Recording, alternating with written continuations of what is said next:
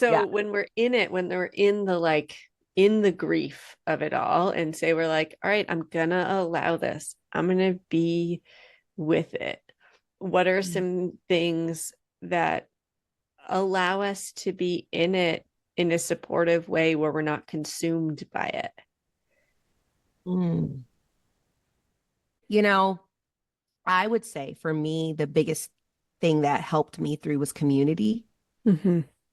Um, I don't believe grief is something that we should do alone. Agreed. I think it's often something we do alone.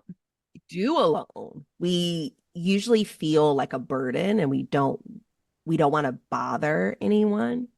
However, it's not for us to do alone. Grief is one of those things that all of us will get a turn in. All of us. I mean, Many, many turns. but we're not supposed to do it alone. I think community is one of the biggest things you can offer to yourself. One of the ways I say that, because a lot of people are like, well, okay, community, but how? How? Especially for me, I live in Los Angeles. So, like, everyone lives far apart. We're all Mm-hmm. spread out. It's not like a close knit Yeah, kind of. butter from the neighbor, milk and eggs and whatever. Oh, Yeah, it's not. I mean, and I'm lucky. I live in Pasadena, so I know all of my neighbors and all that, but it isn't like, oh, hey, let's go, you know, sure.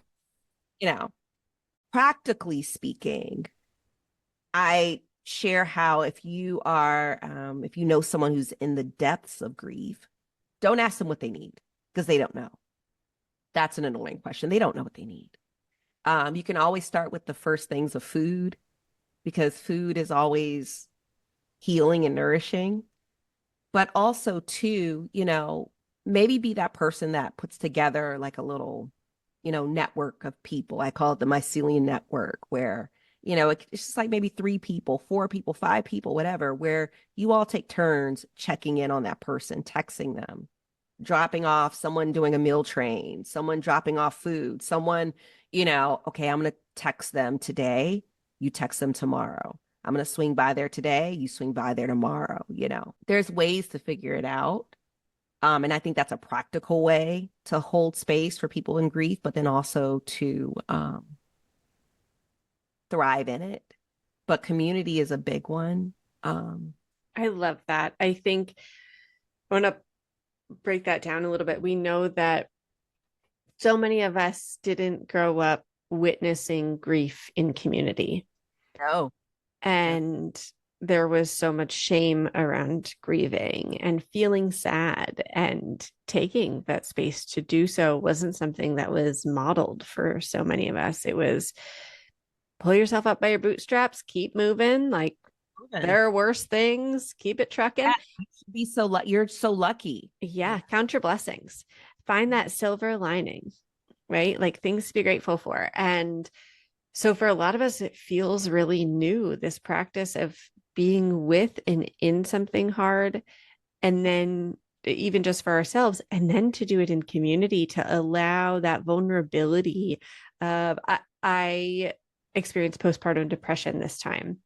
And with my first, it was the opposite. I was like on a postpartum high, like Yeah, this is the best thing ever. yeah, And in this last pregnancy, I experienced prenatal depression and then fed into postpartum depression. yeah. And my best friend at one point, postpartum, she was like, hey, I'm coming over. And I was like, oh no, like it's fine. I have like a bunch of crap going on today. And she was like, totally, you don't have to shift anything. I'm just going to come be with you through it. She was like, took the day off work. And I like kept pushing her away. And then she just showed up at my house and she just sat next to me and we had lunch together, and she worked from my like home office and just was nearby, right? Just was a presence.